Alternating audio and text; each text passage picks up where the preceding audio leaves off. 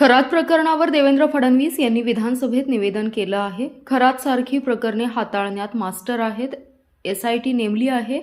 सातपुतेसारख्या IPS अधिकाऱ्यांची चौकशीसाठी नियुक्ती केली आहे. खूप खंडलं जात असल्याचा खळबळजनक दावा उच्चतंत्र शिक्षण मंत्री चंद्रकांत पाटील यांनी केलाय.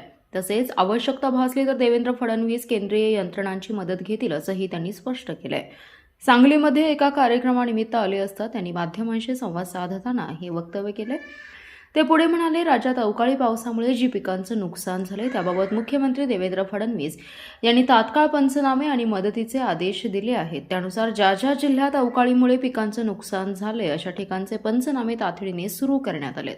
यापूर्वी सुद्धा अवकाळग्रस्त शेतकऱ्यांना शासनाकडून मदत देण्यात आली आहे. त्याच पद्धतीने याही वेळी पंचनामे पूर्ण होतात. शासनाकडून शेतकऱ्यांना आवश्यक ती मदत केली जाईल अशी ग्वाही उच्च व तंत्र शिक्षण मंत्री तथा सांगलीचे पालकमंत्री चंद्रकांतदादा पाटील यांनी दिली आहे.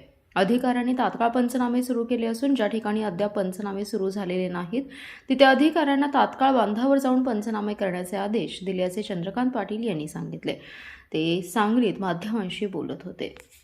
केंद्रीय संस्थांच्या मार्फत केले पाहिजे, ट्विट केले ते. माननीय देवेंद्रजी अशा प्रकारचे विषय हँडल करण्यामध्ये खूप मास्टर आहेत.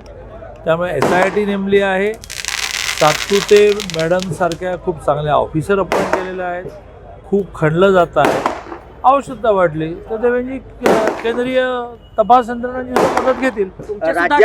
खरा त्यांच्यासोबत कॉल झालेत असं आरोप होतोय. सुषमा अंधारेंनी आरोप केलेला आहे की भाजपच्या कोणत्याही नेत्यांचे त्यामध्ये नाव येत या नाही. सगळ्या विषयामध्ये माननीय देवेंद्रजींनी विधानसभा आणि विधान परिषदेमध्ये एक अतिशय सविस्तर निवेदन केलेलं आहे. राज्यात अनेक ठिकाणी महापुरुषांचे पुतळे रातोरात उभे केले जात आहेत. त्यामुळे दोन समाजामध्ये काय सांगाल राज्यात? माझी सगळ्यांना हात जोडून विनंती आहे की पुतळे उभं करायला अडचण नाही. त्या व्यक्तिमत्वाचं तेवढं कर्तृत्व असतं, पण त्याचे काही नियम आहेत. ते नियम आपण तोडले तर आपणच समाजामध्ये असंतोष निर्माण करू आणि त्या महापुरुषांनी बिचाऱ्याने आयुष्यभर चांगलं काम केलं आणि आपण त्याच्या नावाने तेढ निर्माण करणं. उभे करायला हरकत नाही. ॲप्लिकेशन करा, जागा ठरवूया, मग महानगरपालिकेची परवानगी लागते, मग पोलीस डिपार्टमेंटची लागते, सगळी फाईल मंत्रालयात जाते. वेगवेगळ्या वेळेला पुतळ्याच्या विटंबनेमुळे आपण कडक नियम केलेले आहेत. ते नियम पालन केले नाही तर शेवटी प्रशासनाला कारवाई करावी लागते. जाणीवपूर्वक केलं जाते का राज्यातली कायदा सुव्यवस्था बिघडण्यासाठी?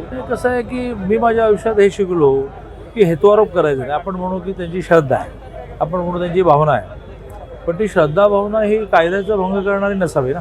संजय काकांनी पाण्यासाठी आंदोलन केलं, मोर्चे काढले. परिस्थिती आहे जिल्ह्यावर तशी पाणी टंचाईची किंवा पाणी टंचाई निर्माण झाली तर प्रशासन पूर्णपणे खंबीर आहे. टँकर आपण मोठ्या प्रमाणात द्यायला सुरुवात करतो. सगळ्या आपल्या स्कीम्समधून पाणी सोडतो.